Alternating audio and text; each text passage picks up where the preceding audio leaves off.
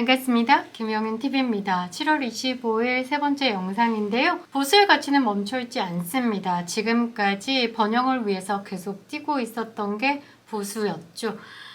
지금 국민의힘이 맞이하고 있는 보수 정당의 위기, 그리고 쪼그라들고 있다라고 언론에서 선동하고 있는 이 보수의 위기는 변화하는 시대 흐름에 따라가지 못한 보수가 문제가 있는 게 아니라 보수 정당의 그 보수 정치인들의 위기입니다. 오로지 집권해야 되겠다라는 권력욕, 그거 하나만 있을 뿐, 내가 왜 정치를 하는지, 내가 어떤 정치로 이 나라를 바꿀 것인지, 애국이라는 기본 베이스 없이 나라는 것에 욕심을 두고 정치를 하기 때문이다. 쉽게 말해서 밥상머리 교육 부재자, 그리고 애국가 정치 교육의 부재자들이 지금 현재 보수 정당의 정치인으로 있기 때문에 보수의 위기를 초래한 것이라고 볼 수 있습니다. 한동훈 지금 국민의힘 대표가 됐죠. 윤석열 대통령과 국민만 바라보고 타협하고 화합하겠다. 이러면서 같다. 우리가 지향할 점은 같다. 윤석열 정권과 함께 꿈을 이루겠다라는 식으로 지금 국민들에게 어필하고 있습니다. 처음부터 발톱을 드러냈습니까? 법무부 장관 시절에 그 리더십과 전투력에 우리가 환호했었죠. 그러나 총선을 기점으로 한동훈에 대한 생각이 완벽히 바뀐 부분, 그런 부분들이 곧 나타날 것이다 보고 있습니다. 그러나 지금은 친윤, 반윤 이런 거 의식하지 말고 능력에 따라서 지금 현재 정당을 운영해야 되는 거라고 봐야 되는데, 사실 개파 정치 이런 식으로 얘기하는데 그 개파 정치의 기본 베이스는 의리입니다. 의리. 그 개파가 지금 잠시 쪼그라들더라도 나는 동교동계 이런 것 같은 이제 개파라는 게 정치가 있었는데, 지금 현재의 정치인들로 봤을 때는 개파라는 생각 전혀 없습니다. 그냥 각자 도생이죠. 내가 어디에 줄 서야지 공천을 잘 받는지, 그래서 당대표에게 코딱지 파주고 딸랑딸랑 거리는 줄서기 정치, 그러면서 그 무슨 파 이러면서 패거리 정치가 생긴 거죠. 지금 현재 한동훈이 그 내부 총질이 아니라 외부를 보면서 맹렬하게 공격 태세를 갖추고 공격을 하고 있는데요. 어찌됐든 가장 중요한 것은 당신뿐만 아니라 민심에게 목소리를 높여야 되겠죠. 개혁, 정치개혁의 어젠다를 꾸준히 던져야 되는 겁니다. 그러면 수도권 저절로 따라오고 윤심은 저절로 확장된다라고 보는데, 반가운 소식이 있습니다. 윤석열 대통령의 지지율이 올랐습니다.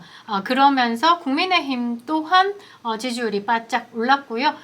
민주당과 11%포인트 굉장히 큰 격차를 두고 있습니다. 22일부터 24일 전당대회와 함께 전국 18세 이상의 남녀 1000명 이상을 대상으로 조사했습니다. 대통령의 국정운영 잘하고 있다라고 응답한 자가 30%였습니다. 아마 체코, 원전 등 미래 세대에 주는 그런 선물, 삶의 가치를 올릴 수 있는 부분에 대해서 가시적인 성과를 보여주고 있죠. 이런 부분에 대해서 국민들이 많은 점수를 준 것이 아닌가 보는데요. 2주 전보다 4%포인트 오른 수치로 앞으로 우상향에 대한 핑크빛을 보여주는 것인데요. 정당 지지도 또한 국민의힘의 36%로 지지를 보내주셨습니다. 더불어민주당이 25%, 조국혁신당이 9%, 개혁신당은 0에 수렴하고 있습니다. 3%. 진보당 1%, 아직 모르겠다, 지지정당 없다, 샤이 하신 분들이 22%이긴 하나, 국민의힘에게는 핑크빛 기대감을 주는 조사가 나온 것이라고 해석할 수 있죠. 2주 전에 비해서 6%포인트 가파르게 상승했습니다. 그에 반해서 민주당은 2%포인트 하락했는데요. 아마 전당대회를 끝내고 한동훈으로 뭉치는 민심, 그리고 뭔가 새로운 지도부에 대한 기대감, 민주당이 2%포인트 하락한 부분은 이건 공산당도 아니고 90% 이상의 압도적인 지지를 받으면서 뻔할 뻔짜 이재명이 또 당대표가 되구나 하는 그런 새로움이 없기 때문이 아닐까 하는데요. 제가 여기에 또 포인트를 주는 게 또 뭐냐면요. 윤석열 대통령의 지지율 상승에 이 사법 정의가 바로 서는 부분, 그런 변화가 보였기 때문에 그 기대감으로 2030 샤이한 분들은 공정, 무너지는 상식에 분노하셨습니다. 그래서 윤석열 대통령 후보에 대해서 굉장히 지지를 하셨죠. 그런 부분이 많이 돌아선 부분, 그런 부분에서 조금 놓쳐가는 부분들이 있었는데, 조희대 대법원장이 취임하고 난 다음에 이 지연된 정의를 바로잡기 위해서 노력을 하고 있죠. 그리고 9월 15일이면 임기가 끝나는 이원석 검찰총장 이후로 또 새롭게 들어올 검찰총장과 지금 서울중앙지검의 분위기 등등등 뭔가 공정한 판으로 가고 있구나, 많이 무너졌던 법치가 세워지고 있구나 하는 몇 가지 사인들이 보이기도 하죠. 김정숙 옷값 관련 관계자들이 소환 조사돼서 지금 수사가 진행되고 있는 부분도 있고, 이재명과 관련된 사건들이 또 지금 열심히 청문회를 진행하면서 계속 도드라지고 있는 부분, 1심 판결들을 기다리고 있는 과정에서 사법 처리가 가능하다라는 그런 기대들 때문에 윤석열 정부에 대한 지지가 오른 것으로 저는 판단하는데요. 25일입니다. 검찰이 공직선거법 위반 혐의로 이재명의 부인 김혜경에 대해서 벌금 300만 원을 구형했습니다. 사실 여기서 끝나는 건 아닙니다. 이 김혜경이 받은 벌금이 이재명의 선거법 위반에도 작은 영향을 미칠 수 있기 때문이죠. 사실 그 김혜경의 벌금 300만 원 구형이 사실 조금 못마땅한 부분이 있습니다. 종범은 구속됐죠. 그러나 주범은 벌금형으로만 끝났다라는 것. 검찰은요, 김혜경이가 선거에 크게 영향을 미칠 수 있는 식사 자리를 마련했다. 금액과 상관없이 죄질이 매우 중하다라고 강조했는데요. 오전 9시 반부터 수원지방법원에서 김혜경의 공직선거법 위반 혐의 1심 결심 공판이 열렸습니다. 검찰이 300만 원에 대해서 벌금을 내려달라고 요청했는데 재판부가 이것을 바로 받아들였죠. 2021년 민주당 정치인 관계자들과 식사 자리를 가진 것, 이거는 필요에 의한 것이다. 어떤 필요에 의한 것이냐라는 부분에 대해서 좀 포인트로 잡았는데요. 이것은 전직, 현직 국회의원의 배우자들을 매수하려는 것으로 해석을 하고 그 부분에 대해서 강력하게 주장을 했습니다.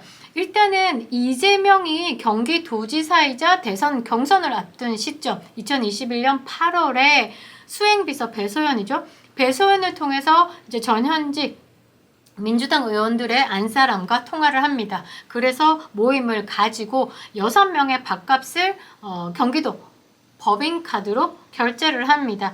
일단 금액을 떠나서 이 자리 자체가 선거에 굉장히 크게 영향을 미칠 수밖에 없죠.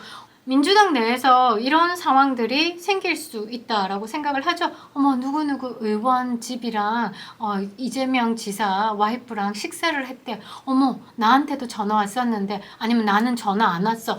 왠지 그 범주 안에 들고 이너서클이냐 아니냐에 따라서 그런 부분에 대한 게 조금 작용이 될 수밖에 없죠.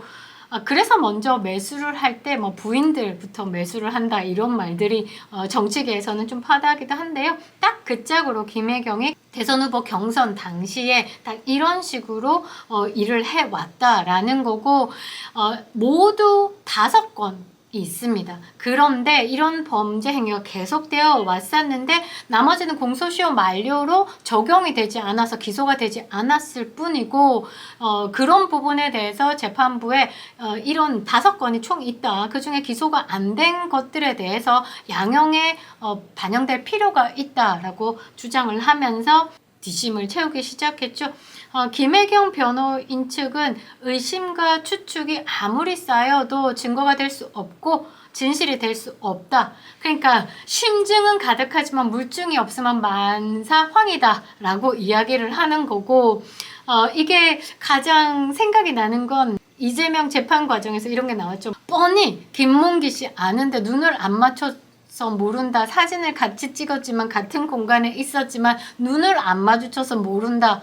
빤히 답이 나오지만 결정적인 증거가 없기 때문에 그것을 악용한 변호인단의 이야기다라고 해석이 가능하겠죠. 일단 이 300만 원 구형에 대해서 이재명은 오늘부터 또 밤잠을 자지 못합니다. 물 들어올 때 노저우라고 한동훈 친임 당대표가 이런 민주당의 횡포에 대해서 언론에 접촉을 하고 있으면서 많은 이야기들을 쏟아내고 있습니다. 굉장히 좋은 영향을 미치기도 하죠. 이제 언론의 바람을 어떤 식으로 타느냐에 따라서 국민들에게 또 선동이 되는 부분들이 있고 국민들에게 인식이 되는 부분들이 있기 때문이죠. 25일에 새 지도부 출범을 시킨 후에 의원총회를 열었습니다. 그리고 야당이 추진하고 있는 방송사법, 최상병 특검법 거론하면서 잘못된 법률이 통과되는 것을 막겠다라고 밝혔는데 25일에 한동훈 특검법, 김건희 여사 특검법도 상정이 되죠. 이런 부분에 대해서 조금 본인의 이름이 거론되는 부분에 대해서는 발을 살짝 뺀 것으로 보이는데요. 아무튼 그 두 가지 법, 악법이라면서 잘못된 법률이 통과되는 것을 막겠다라면서 강한 워딩을 의원총회 내내 쏟아냈습니다. 선수가 심판을 고르는 법이고 사법 시스템을 파괴하는 무소불위 법인데다가 방송사법은 한마디로 민주당의 유튜브처럼 대한민국의 언론을 운영하겠다라고 노골적으로 선언하는 것과 같다라면서 국민들이 이해가 쉽도록 이야기를 했는데요. 민주당이 전당대회 바로 끝나자마자 이렇게 국회에 바로 상정하는 것, 이것도 의도된 것이다. 왜냐면 전당대회 직후에 이제 조국 혁신당도 이제 잔치 끝에 수사만 남았다 이러면서 이제 분당대회라고 할 정도로 막장을 갔던 부분, 이제 분열됐다라고 판단을 하고 이렇게 바로 상정한 부분, 그런 얄팍한 기대 때문에 급하게 국회에 상정을 한 것 같은데 그건 착각이다 라면서 이제 단일 대우로 맞서 공격하겠다라는 의지를 피력했는데요. 이어서 이렇게 이야기를 합니다. 우리가 얄팍한 술수와 얄팍한 책동에 얼마나 단호히 뭉쳐 막아내는지, 얼마나 유능한 정당인지 오늘 보여주자. 입으로는 무슨 싸움이든 못합니까? 그런 생각을 하게 되네요. 지금까지 승률로 봤을 때 전패였죠. 그런 승률을 가진 지도자가 입으로 너무 나대는 부분이 있어서 조금 무게감을 가질 필요가 있을 듯한데요. 이어서 이야기합니다. 잘못된 법률이 통과되는 걸 막아내겠다. 제가 앞장서겠다. 아따 든든합니다. 원내에서도 원외에서도 힘을 모으겠다라고 전했습니다. 원내는 국회의원들, 국민의힘 국회의원이고 원외는 뭐 댓글팀 이야기를 하시는 건지 매우 궁금합니다. 아무튼 한동훈 대표가요, 당연 투표와 국민 여론조사를 62%, 63%에 가까운 지지를 얻어냈죠. 그 부분에 대해서 강하게 어필을 하면서 압도적 숫자의 의미와 당심과 민심의 숫자가 정확히 같았다는 사실을 무겁고 무섭게 받아들인다. 여기서 과학적인 해석을 한번 하면요. 당심과 민심은 결코 같을 수 없습니다. 과학적으로 수치적으로 당심과 민심에 대한 그 파이 자체가 다른 부분이기 때문에 완벽히 동렬로 나올 수 있다라는 것은 조작만이 가능하다라는 거죠. 아무튼 이 부분에 대해서는 한동훈의 말처럼 무섭게 받아들여야 하는 부분은 맞습니다. 그러고 이어갑니다. 당원 동지들과 국민 여러분 똑같이 국민의힘의 변화를 명령하고 계시는 것이다 라고 발언했습니다. 국민 마음과 눈높이에 더 반응하자. 민심 이기는 정치 없고 민심과 한편 돼야 한다. 이 부분에 대한 의혹 또는 이 부분에 대한 명쾌한 해석이 없기 때문에 이렇게 국민 눈높이를 입에 걸치면서 핵심적인 이야기를 하지 않고 있는 부분, 한동훈에 대한 믿음이 가지 않는 것은 딱 이 포인트입니다. 그리고 추경호 원내대표도 한마디 이어갑니다. 108명의 의원들이 새 지도부를 중심으로 하나 돼 거대 야당의 의회 독재에 맞서 한치 어긋남 없이 단일 대우로 맞서 싸워야 한다. 윤석열 효과죠.